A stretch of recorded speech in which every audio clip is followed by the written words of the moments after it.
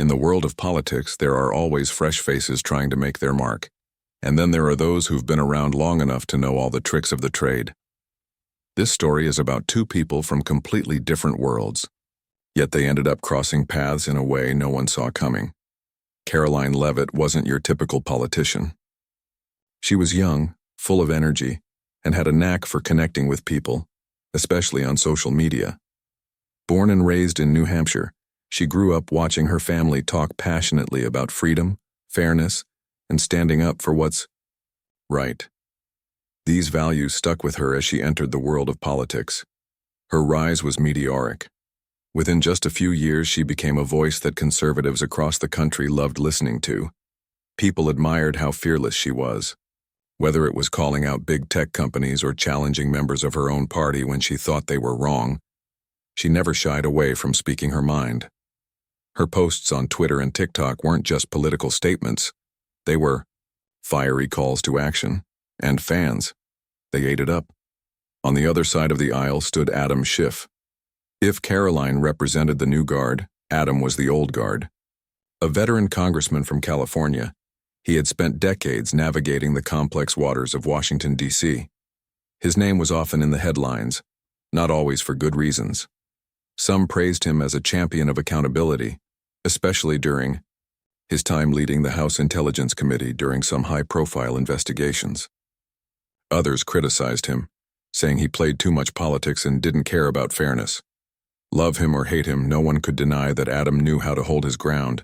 He had seen it all, the backroom deals, the scandals, the endless debates, and he still kept going. For many, he symbolized experience and strategy. For others, he was the face of everything they disliked about establishment politics. Now here's where things get interesting. One day, fate decided to bring these two very different personalities together. It happened during a congressional hearing, a formal meeting where lawmakers gathered to question experts or officials about important issues. This particular hearing was supposed to focus on misinformation online. Fake news, conspiracy theories, and all the stuff that spreads like wildfire on platforms like Facebook, Instagram, and YouTube. Lawmakers wanted to figure out how much responsibility tech companies should take for this mess. Sounds boring, right? Well, not this time. As soon as the hearing began, you could feel the tension in the air. The room was packed with reporters, cameras rolling, and everyone waiting to see who would say something controversial first. When it came to discussing misinformation, emotions ran high because it touched on so many sensitive topics: free speech, censorship, privacy, and even national security. Both sides of the aisle had strong opinions, and neither was willing to budge. Karoline was one of the first to speak. She leaned into the microphone, looked directly at the tech executives sitting nervously across the table, and let them have it. "You call yourselves innovators," she said, her tone sharp but controlled. "But what you're really doing is controlling what millions of Americans see and hear. You label certain views as misinformation simply because you don't agree with them." The room went quiet for a moment. On one hand, her words resonated with many conservatives who felt unfairly targeted by tech giants. On the other hand, some Democrats rolled their eyes thinking, "Here we go again."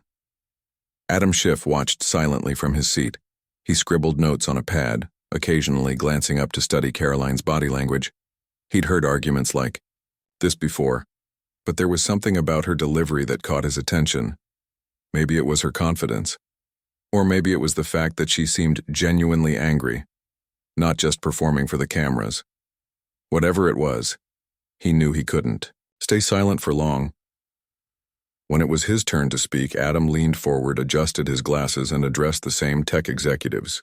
But instead of attacking them like Karoline did, he took a more measured approach. "We need to be honest about the harm misinformation causes," he said calmly. "It doesn't just confuse people. It endangers lives. Think about vaccine hesitancy, election fraud lies, or baseless conspiracy theories. These aren't harmless opinions. They have real-world consequences."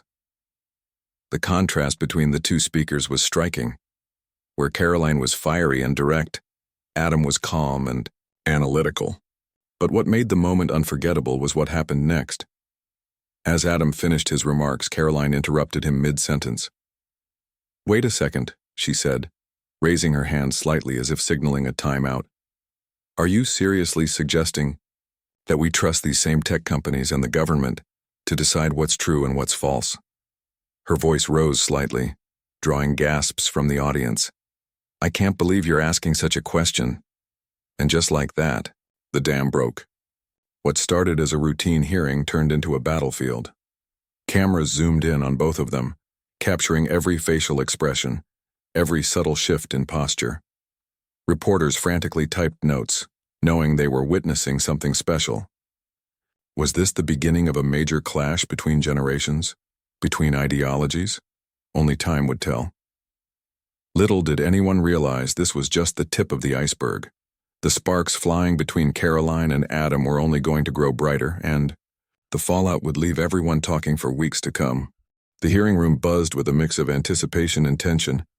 The air felt heavy, like the calm before a storm. Lawmakers sat in their seats, some scribbling notes, others whispering to their colleagues. Reporters lined the back of the room, their cameras trained on the front table where tech executives squirmed under the spotlight. It was clear that this wasn't going to be just another day on Capitol Hill. Karoline Leavitt had already made her presence known. Her opening remarks were sharp, pointed, and impossible to ignore. She didn't mince words when she accused big tech companies of playing God with people's opinions. "You're not neutral platforms," she said, her voice steady but laced with frustration. "You're picking winners and losers in the marketplace of ideas." The tech executives shifted uncomfortably in their chairs, avoiding eye contact. Some lawmakers nodded in agreement while others exchanged skeptical glances. When it was Adam Schiff's turn to speak, the mood shifted slightly. He leaned forward, his tone calm but deliberate. "Misinformation isn't just about free speech," he began, his voice carrying an air of authority. "It's about protecting our democracy. When false information spreads unchecked, it erodes trust, not just in institutions, but in each other." His words resonated with many in the room, especially those who believed government oversight was necessary to rein in the chaos online. But as Schiff wrapped up his statement, Karoline couldn't hold back anymore. She leaned into her microphone, her eyes narrowing as she addressed him directly. "So let me get this straight," she said, her tone dripping with disbelief. "You want us to trust these same tech companies, and, by extension, the government, to decide what's true or false? Isn't that exactly what we're trying to avoid?"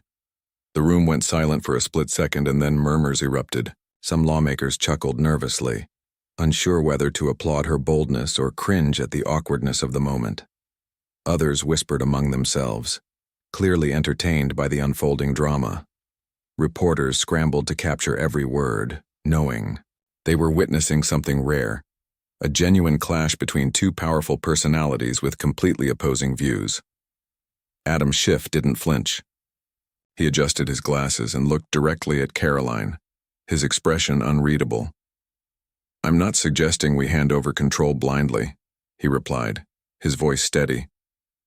"But doing nothing isn't an option either. We've seen the damage misinformation can do, whether it's undermining elections or spreading dangerous health myths. Are you really saying we should just sit back and let it happen?" Karoline fired back without missing a beat. "Doing nothing?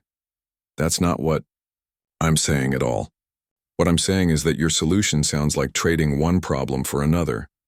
If we give too much power to regulators, or worse, unelected bureaucrats, we risk creating a system where dissenting voices are silenced altogether."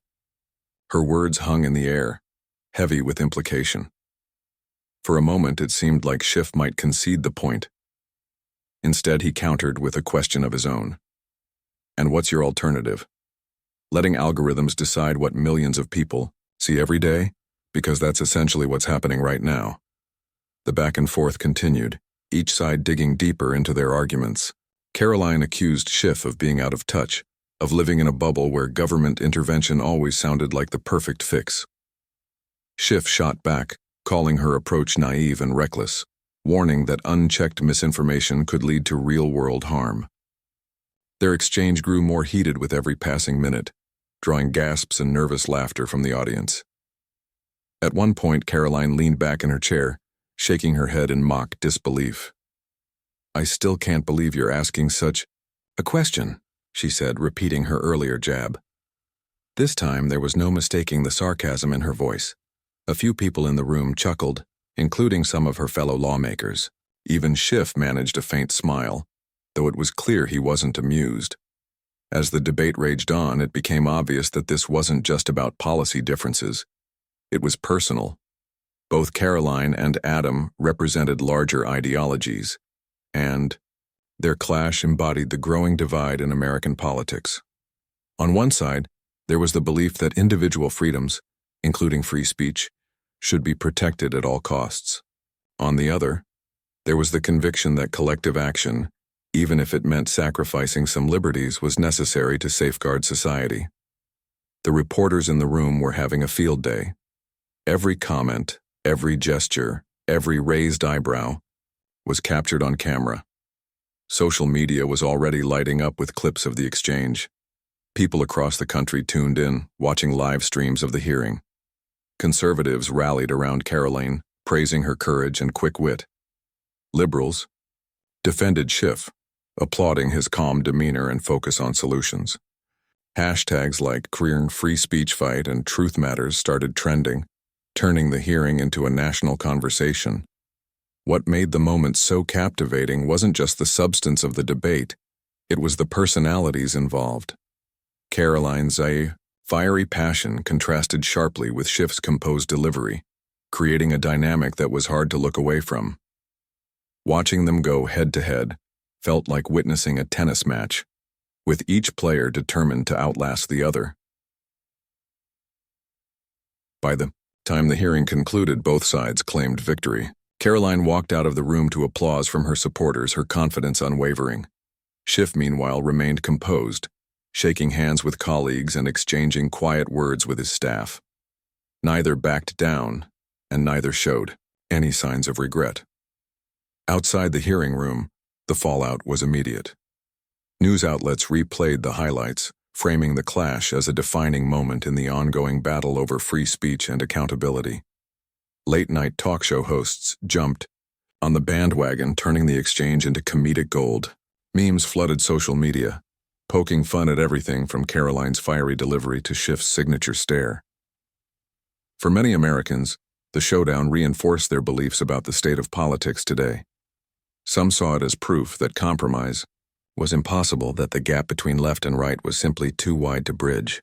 Others viewed it as a reminder of why debates like this mattered, because they forced people to confront uncomfortable truths and challenge their assumptions. But behind the headlines and hashtags, something unexpected was brewing.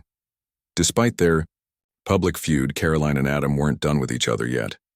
Little did anyone know their paths would cross again in ways that would surprise everyone, including themselves. By the time the hearing ended, the internet was already ablaze. Clips of Karoline and Adam's heated exchange spread like wildfire across social media platforms. Twitter lit up with hashtags like Free Speech Showdown and Truth vs Power, while TikTok users created short videos overlaying dramatic music on top of their most intense moments. YouTube creators jumped in too, dissecting every word, every gesture, and every facial expression as if it were a championship boxing match. For conservatives, Karoline became an instant hero. Her fiery delivery and unapologetic stance against big tech resonated deeply with those who felt their voices were being silenced online. Memes popped up showing her with bold captions like, "The voice of reason," or "Standing up to the elite." Supporters praised her for having the guts to call out what they saw as hypocrisy. Big tech claiming to fight misinformation while allegedly targeting conservative viewpoints. Some even called her performance a turning point, proof that younger leaders could hold their own against seasoned veterans like Schiff. On the flip side, liberals rallied around Adam Schiff. To them, he represented reason and responsibility. They argued that his calm demeanor highlighted the importance of addressing misinformation head-on, rather than dismissing it as a threat because it clashed with personal freedoms. Social media posts labeled him as the adult in the room, contrasting his measured tone with Karoline's combative style. For many on the left, her remarks came off as reckless, an oversimplification of a complex issue that required nuance, not sound bites. The divide between the two camps grew wider by the hour. Comment sections turned into battlegrounds, with people passionately defending their side while attacking the other. Late-night talk show hosts couldn't resist weighing in either. One host joked about how Karoline's mic drop moment made Schiff look like he'd just been handed a pop quiz he didn't study for.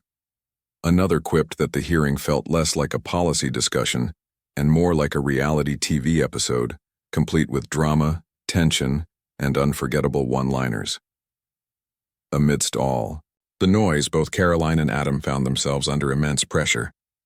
For Karoline, the spotlight was equal parts exhilarating and exhausting. On one hand, she loved the energy from her supporters. They sent messages praising her courage and thanking her for speaking up. But on the other hand, the criticism stung. Opponents accused her of grandstanding, saying she cared more about scoring political points than finding real solutions. The constant barrage of opinions, whether positive or negative, was overwhelming. Adam faced similar challenges. While his base celebrated him as a steady hand in turbulent times, critics painted him as disconnected from everyday concerns. Some accused him of using scare tactics to push for more government control over free speech, while others dismissed his arguments as overly cautious and naive. Despite his years of experience, he couldn't escape the polarizing nature of the debate. Every comment, tweet, or article seemed designed to drag him further into the fray. Despite the chaos, neither backed down publicly. Karoline leaned into the attention, posting a video later that evening addressing her supporters. Sitting in front of a simple backdrop, she looked directly into the camera, her expression serious but determined. "I know some people think I'm too aggressive," she said, her voice firm. "But let me ask you this. When someone is trying to take away your right to speak freely, should we sit quietly and let it happen? Or should we stand up and fight back?" Her words struck a chord, earning millions of views within hours. Adam took a different approach. Rather than engaging directly with the social media frenzy, he released a written statement through his office. In it, he acknowledged the passion on both sides of the debate, but urged people to focus on finding common ground. "We can disagree on tactics without losing sight of our shared goal, to protect the integrity of information in our society," he wrote. His tone was measured, almost professorial, which aligned perfectly with the image he'd cultivated over decades in politics, but even then, his statement sparked mixed reactions. Some appreciated his call for unity, while others saw it as evasive, a way to avoid addressing the deeper issues at play. What no one expected, though, was how the story would evolve behind closed doors. Amidst the public spectacle, something quieter and perhaps more significant was happening. After the hearing, as lawmakers filed out of the room, Karoline and Adam ended up sharing an elevator ride together.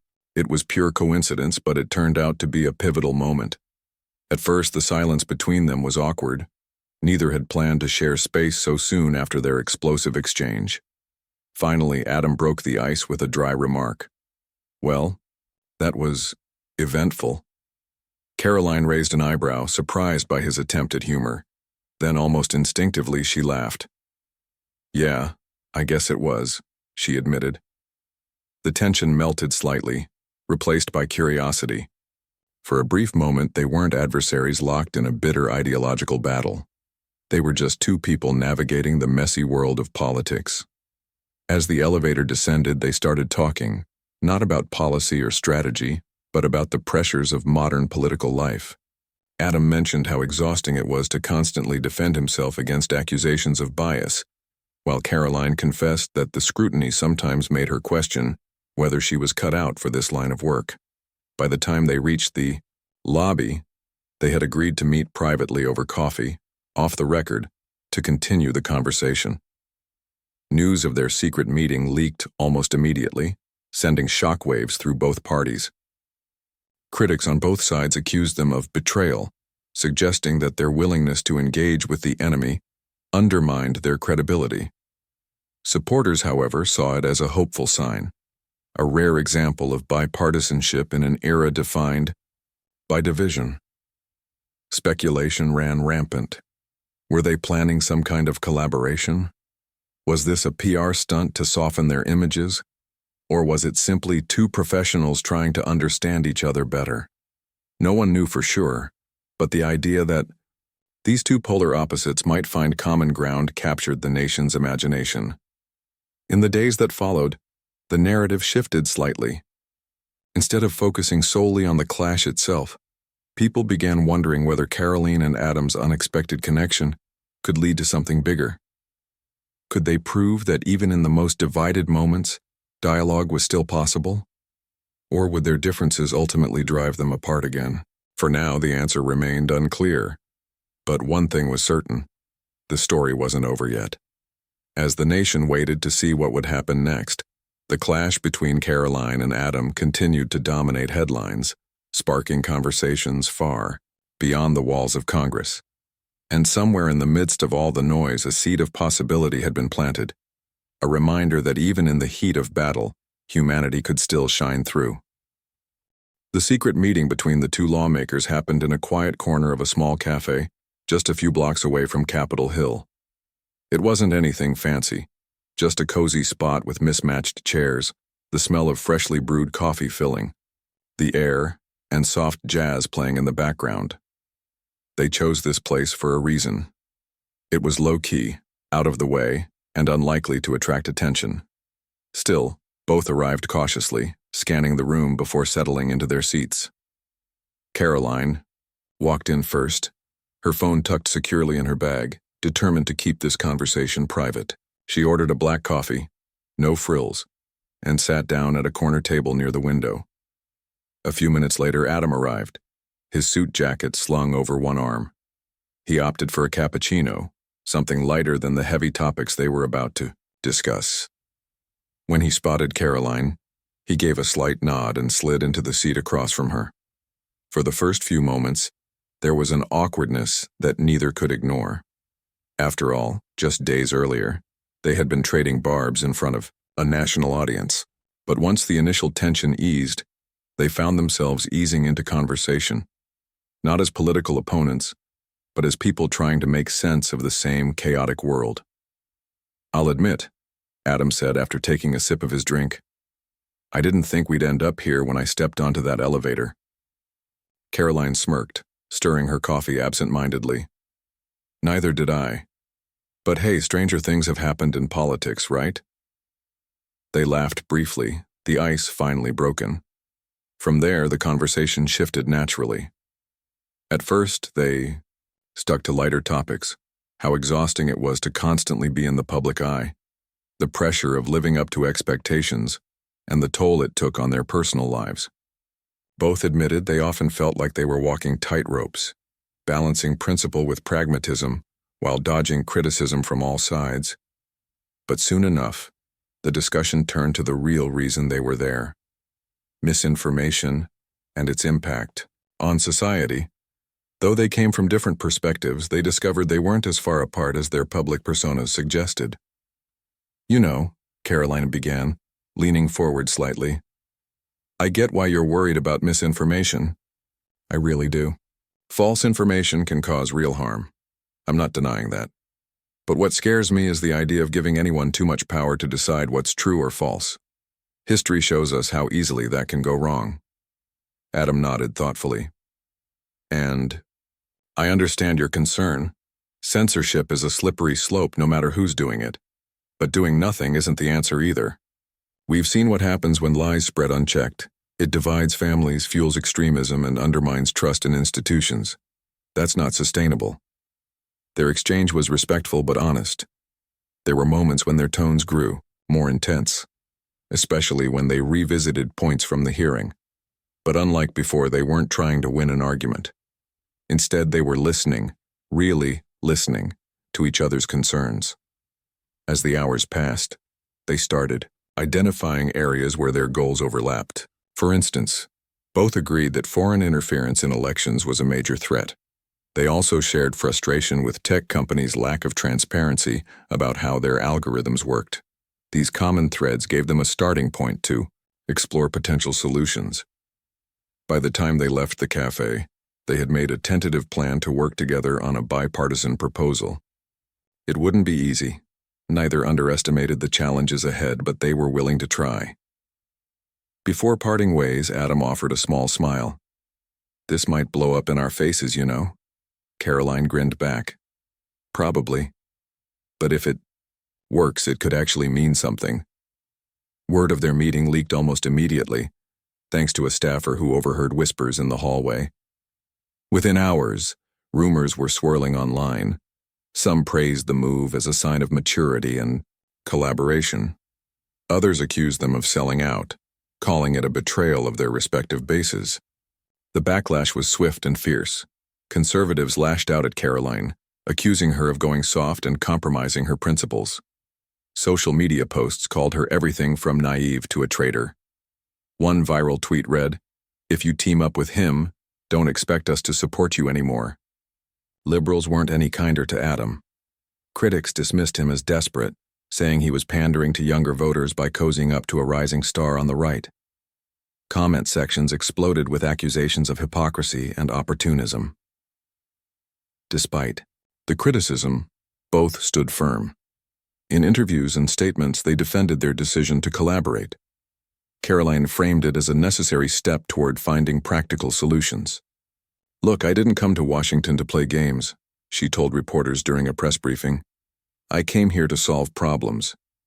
If that means working with someone I disagree with, so be it." Adam echoed similar sentiments in his own remarks. "We don't have to agree on everything to find common ground," he said. "At the end of the day, we're all responsible for protecting our democracy, and that requires setting aside differences sometimes." Behind the scenes, they worked tirelessly on their proposal. They brought in experts from various fields, tech, ethicists, legal scholars, even former intelligence officials, to help craft policies that balanced accountability with free expression. It wasn't smooth sailing. Disagreements arose frequently and compromises had to be made. But through it all, they remained committed to seeing the project through. When they finally unveiled their joint initiative, it sent shockwaves through the political landscape. Titled, "Transparency and Accountability in the Digital Age."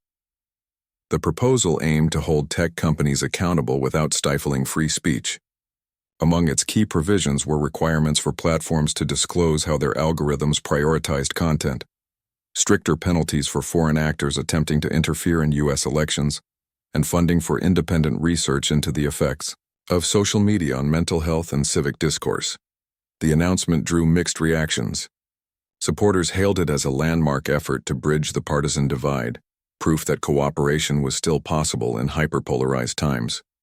Detractors dismissed it as weak and ineffective, arguing that it didn't go far enough in addressing the root causes of misinformation. Some even questioned whether the partnership itself was genuine or merely a calculated move for positive press. Through it all, Karoline and Adam remained steadfast. They knew they couldn't please everyone, and frankly, they didn't try to. What mattered most to them was taking action, however imperfect, rather than standing idly by while the problem worsened. Looking back, the journey from adversaries to collaborators was anything but straightforward. Their initial clash had been fueled by passion and conviction, qualities that defined both of them. But it was their willingness to look beyond those differences, to see each other as humans, rather than political symbols, that allowed them to forge a path forward. Of course, the road ahead wouldn't be easy. Critics would continue to scrutinize their every move, and implementing their proposal would require navigating countless obstacles. Yet, despite the challenges, they had already achieved something remarkable, proving that even in the most divided moments, dialogue and understanding could pave the way for progress. For now, though, they focused on the task at hand, turning their shared vision into reality. As they stood side by side at the press conference announcing their initiative, flashes of cameras illuminating the room, one thing was clear. Whatever happened next, they had sparked a conversation that couldn't be ignored. And in the messy, unpredictable world of politics, that was no small feat. When Karoline and Adam finally unveiled their bipartisan proposal, the reaction was as divided as the nation itself. Supporters hailed it as a beacon of hope, a rare moment when two sides that seemed irreconcilable found a way to work together. Critics, on the other hand, were quick to dismiss it as half-baked or politically motivated. The press conference announcing the initiative turned into a spectacle, with reporters firing questions from every angle. Cameras flashed non-stop, capturing every expression, every pause, every exchange between the unlikely duo. Karoline stood, confidently at the podium, her posture relaxed but assertive. She held up a single sheet of paper, the summary of their proposal, and addressed the crowd. "This isn't about politics," she said, her voice steady. "It's about finding practical solutions to a problem that affects us all. Misinformation doesn't care whether you're red or blue. It harms everyone equally." Adam stood beside her, nodding in agreement. When it was his turn to speak, he added, "We may not see eye to eye on everything, but we share a responsibility to protect our democracy. This is a step toward doing just that." Their words sounded sincere, but skepticism lingered in the room. One reporter raised his hand and asked pointedly, "Do you really expect people to believe this wasn't some kind of publicity stunt? You two couldn't be more different." Karoline chuckled, unfazed by the jab. "Trust me, if I wanted publicity, I'd stick to fighting battles I know I can win," she quipped. "But this is hard, and honestly, it's uncomfortable. But sometimes doing the right thing means stepping outside your comfort zone." Adam chimed in, his tone calm but firm. "Let's be clear. This isn't about scoring points. If we wanted to do that, we wouldn't have spent weeks hashing out compromises behind closed doors. This is about addressing a real issue in a way that respects free speech while holding bad actors accountable." The banter between them, part serious, part playful, helped ease the tension in the room.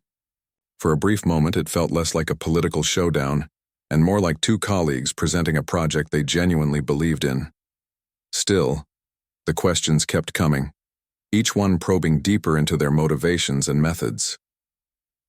After the press conference, the whirlwind continued.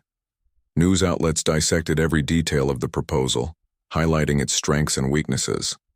Some praised the emphasis on transparency, particularly the requirement for tech companies to disclose how their algorithms worked. Others criticized the lack of concrete penalties for violations, arguing that without teeth, the plan was little more than window dressing. Social media lit up once again, with opinions flying fast and furious.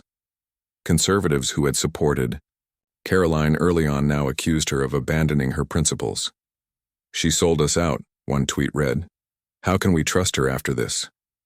Liberals, meanwhile, attacked Adam for aligning himself with someone they saw as reckless and untested. Memes mocked their partnership, portraying it as either naive idealism or a calculated power grab. Despite the backlash, there were also voices of support. Ordinary citizens weighed in, sharing stories of how misinformation had impacted their lives. A teacher posted about struggling to convince students to distinguish fact from fiction online. A parent described falling victim to a scam because of misleading information shared on social media. These personal accounts added weight to the debate, reminding everyone why the issue mattered in the first place. Behind the scenes, Karoline and Adam braced themselves for the fallout. They knew criticism was inevitable, but that didn't make it any easier. Late one evening, after another long day of meetings and interviews, they found themselves back at the same cafe where it all began. This time the atmosphere was heavier, tinged with exhaustion and uncertainty. "You ever feel like no matter what you do, it's never enough?" Karoline asked, stirring sugar into her tea. Her usual confidence was tempered by frustration. Adam sighed, leaning back in his chair. "Every day," he admitted. "But here's the thing. You don't get into this line of work expecting applause. Sometimes you just have to focus on the bigger picture." They sat in silence for a moment, watching the rain patter against the windows. Then Karoline spoke again, her voice softer this time. "Do you think we'll actually make a difference? Or are we just shouting into the void?" Adam smiled faintly. "Probably a bit of both. But even if only one part of this sticks, if just one company changes its practices or one person starts thinking critically about what they read online, it'll be worth it. His optimism helped lift Karoline's spirits, if only slightly. Over the next few weeks, they threw themselves into promoting the proposal, traveling across the country to meet with stakeholders and answer questions from constituents. They visited schools, community centers, and tech hubs, engaging directly with the people most affected by misinformation. Their efforts weren't always well received. Some audiences booed them outright. But they pressed on, determined to keep the conversation alive. One particularly memorable stop was at a town hall meeting in a small Midwestern city. The crowd was skeptical from the start, grilling them on everything from funding sources to enforcement mechanisms. At one point, a middle-aged man stood up and pointed a finger at Karoline. "You say you care about free speech, but aren't you just handing more control to big government?" he demanded. She took a deep breath before responding. "I understand where you're coming from," she said. "Believe me, nobody wants to give anyone, government or otherwise, too much power over what we say. But here's the reality. We already live in a world where big tech decides what millions of people see every day. Our goal is to bring transparency to that process, not take away your voice." Her honesty seemed to resonate, at least with some in the audience. Another attendee, an older woman, nodded thoughtfully. "I'm still not sure I agree with everything," she said, "but I appreciate that you're trying. Most politicians wouldn't bother." Moments like these reminded them why they had taken this risk in the first place. It wasn't about winning arguments or earning praise, it was about planting seeds of change, however small. Slowly but surely, those seeds began to sprout. As months passed, the initial fervor around their proposal died down, replaced by quieter progress. Lawmakers from both parties started incorporating elements of their plan into broader legislative efforts. Tech companies, facing mounting pressure from consumers and regulators alike, began making modest changes to improve transparency. While none of these developments were revolutionary, they represented incremental steps toward a healthier digital ecosystem. For Karoline and Adam, the experience reshaped how they viewed their roles in politics. Both emerged with a renewed sense of purpose, recognizing that meaningful progress often required compromise, even with those they disagreed with. They also gained a deeper appreciation for the complexities of leadership, understanding that staying true to your values didn't mean refusing to listen to others. Looking back, neither could have predicted how their paths would intertwine or the impact their collaboration would have. What started as a fiery clash in a congressional hearing evolved into something far greater, a testament to the power of dialogue, empathy, and perseverance in the face of division.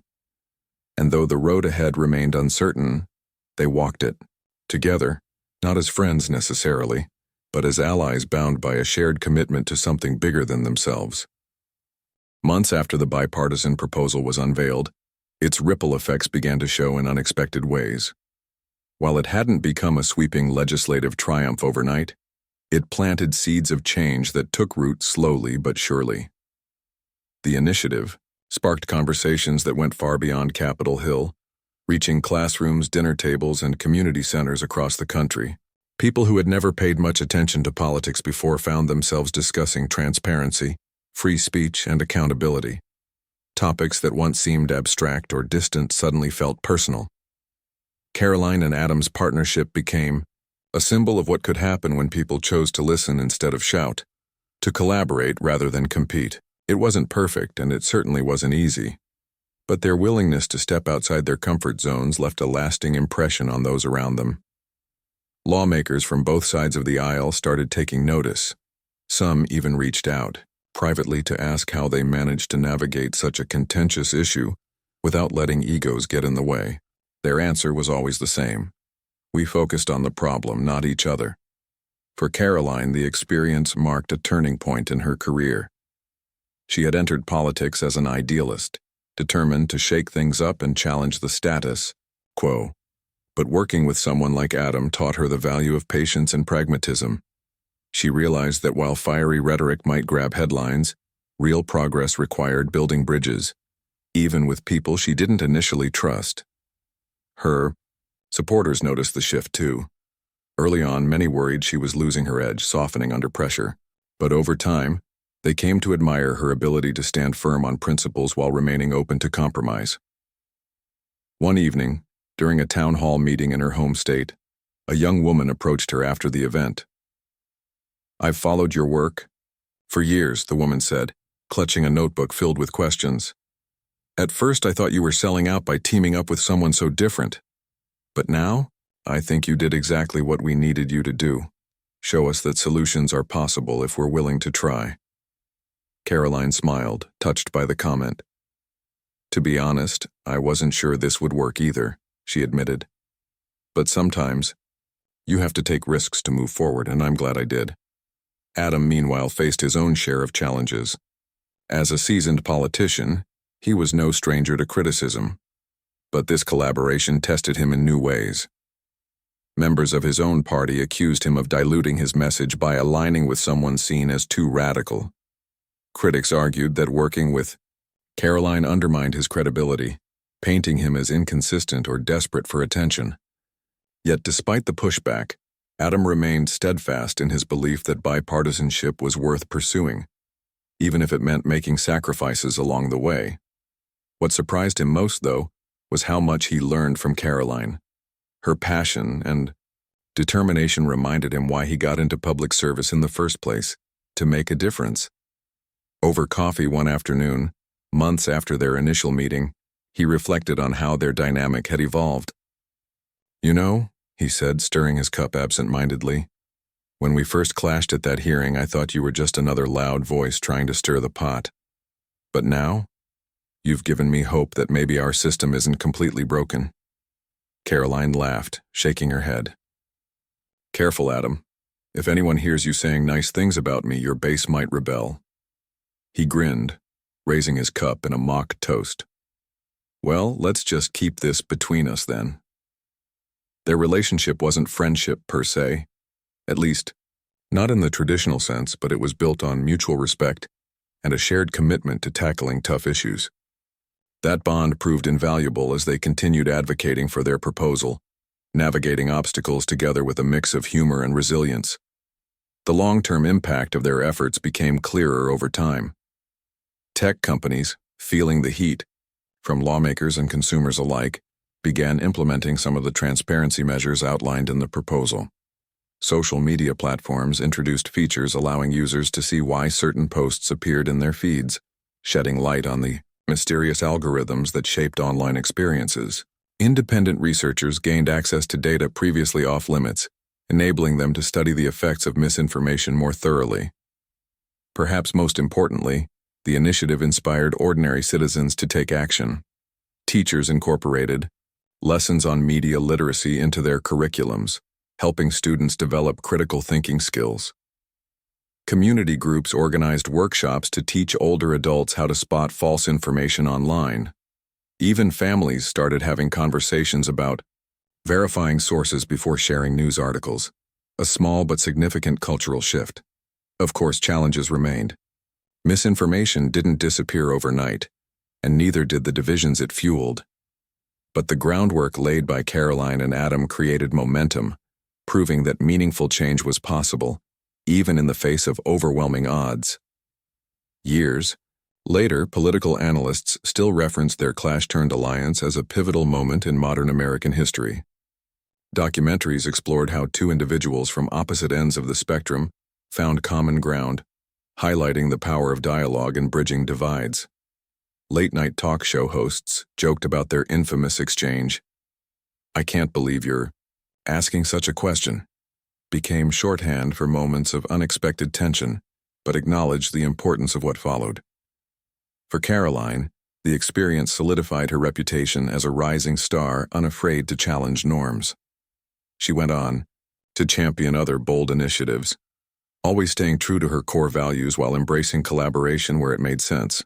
For Adam, it reinforced his belief in the importance of reaching across the aisle, even when it meant facing criticism from within his own ranks. In interviews reflecting on their journey, both echoed similar sentiments. Politics is messy, Karoline said during a sit-down with a journalist. It's full of disagreements and disappointments, but if you focus on the bigger picture, if you remember why you're there, it's also incredibly rewarding. Adam put it another way. We'll never agree on everything, but if we can find areas where our goals overlap, we owe it to the people we serve to try. Looking back, the story of Karoline and Adam serves as a reminder that even in deeply divided times, connection is possible.